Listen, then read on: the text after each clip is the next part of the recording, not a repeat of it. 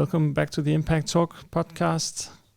Today we're joined by Jakob Møllemose once again. Once again. Yes. Can you tell us a little bit about what the project is? Yes. Well, first of all, glad to be back. And it's actually incredibly fun recording these podcasts. So thank you so much, Ulrik, for taking me on that journey.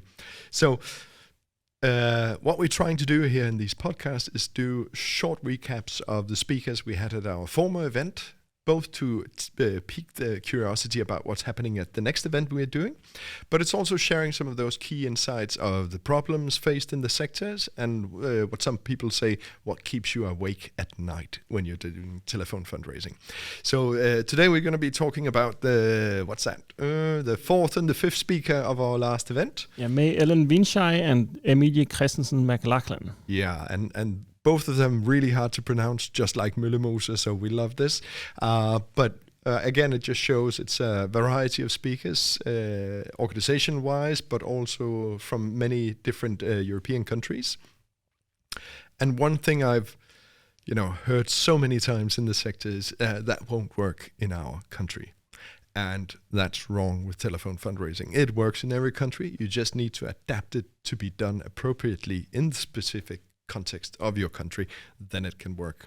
And I think I'd like to start off with May-Élen from the Norwegian Air Ambulance Foundation, because first of all, she's also a part of the advisory board of Impact Talk, so she helps curate, find speakers, and make it a really good experience for the people out there listening and taking part. And what she has done is, next to revolutionary in telephone fundraising. She's got this wonderful value-based approach in her leadership style. So she runs a center and she's also a fundraiser at the same time. And I think the churn, we talked about that in a previous episode, is really low on the staff there. The last recruitment they did was 2 years ago or something. So they are really able to keep the telephone funders, the frontline people, sticking around for a long time because it's a really good job and it's really enjoyable. And one of the key elements she was talking about is the responsibility for achieving results isn't the caller's, it's hers as the manager. And I really love that because that goes through any leadership style that I adore. It's not the individual's job to deliver results, it's the manager's responsibility to facilitate and help people to do good things. Their job, as she says, is to have really good conversations with people. And I mentioned this early on as well, that she has a principle that says when people pick up the phone, talk to one of her colleagues, and when they put down the phone again, in that period of time, they have to, the donor, the person they're talking to, has to feel better about the Norwegian air ambulances than they did before picking up the phone. And that just drastically changes the way you do telephone fundraising because it's about the donor, it's about the relationship. If they don't give today, that's fine, maybe tomorrow or next year, but it's that long-term perspective that we so much need in our sector because it's not only the right thing to do, it's also the most profitable thing to do. So that means people who have a long-term perspective on donor development, they earn more money for positive social change. So that's one of the reasons I really enjoyed having May-Élen there. And she's really knowledgeable about the details and what works in a call center. They call people up and they initially say no. She's not terrified of that. She just makes it her mission to maybe just get them to know a little bit more about the cause and then not ask them for anything right away. Yes, absolutely. And I think the way we deal with donors and how we run campaigns is one of the challenges we face of using telephone fundraising. Holger, the first guy speaking at our event there, he mentioned this as well. There's a lot of organizations who say we don't do telephone fundraising because we don't like it. And there's a lot of telephone fundraising I don't like when I'm called up. But I saw this on LinkedIn and I just want to share it with you. So a guy got called up and he did a rant on LinkedIn because he was so upset. So I'll just give you the introduction of it. Yeah. Dear NGOs, we simply need to talk about the telemarketing companies you're using for your fundraising. I can tell you this organization runs it in-house, but it's still the same thing. Do you even know how terrible and rude they are? I was just confronted with an idiot who called on behalf of, and this is an unknown organization, but it's a coincidence that they were the ones who got me to vent. because frankly, the experience is the same across the board of Danish NGOs. Maybe it happens in other countries as well. Unempathetic, unsympathetic, insistent, and rude. And this is the last paragraph that kind of nails it for me. These callers are so locked into their scripts, they have lost any ability to actually listen to the person they have on the line. Or perhaps their wage is so contingent on commission that they simply can't afford to take a polite no for an answer. And then comes the uncomfortable confrontation and the predictable script-dictated, super slick attempts to get me to change my mind. That's not what good telephone fundraising about, but there's a lot of it happening. And I think one of the reasons why we're doing impact talks is that needs to stop. And if you're outsourcing, you need to manage your suppliers properly. If you're doing it in-house, you have to scrutinize what's happening and quality assure. And that's what May-Élen was talking about. Because if we achieve one thing with impact talks, having these events and the community behind where we can work together and share these approaches and best practices, is we need to stop doing that and we need to start doing the right ones, which is having these good conversations. So sorry, a long script, but it's very rarely you hear the complainer being so direct on what's going wrong. And it's because all the pressure is put on the caller, as he says, commission-wise, or because they had to hit their results, or because they're not trained well enough. And that just becomes a terrible experience in the other end. Because when you're having a campaign you need a certain percentage of no's. I mean, you won't get all yeses.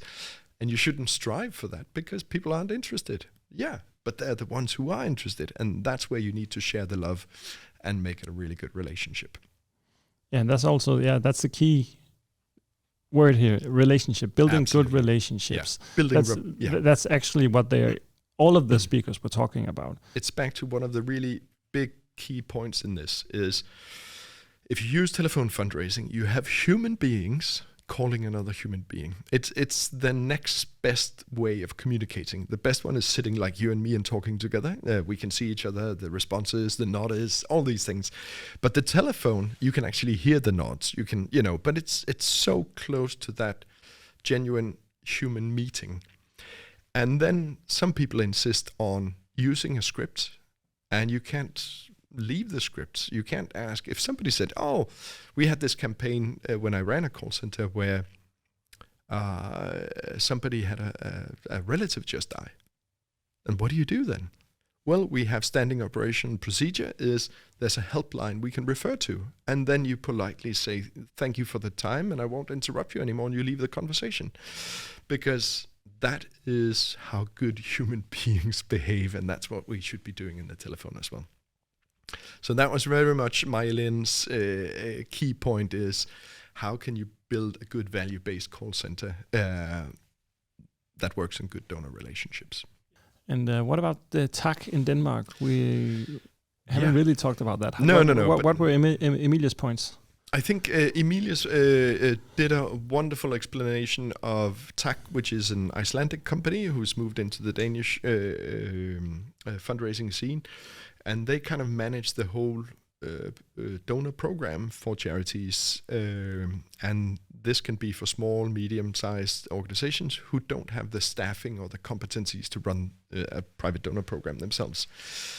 And one key element they do is something called their seed program. And I love when we were talking about what are you going to talk about and et cetera. And we were talking about sustainability. So a lot of places when you generate the leads, we talked about Lauren and Emerson were doing on digital channels. You bring them in, you call them, and what happens afterwards? And in a lot of cases, you take the yeses and add them to your donor database and you continue building the relationship.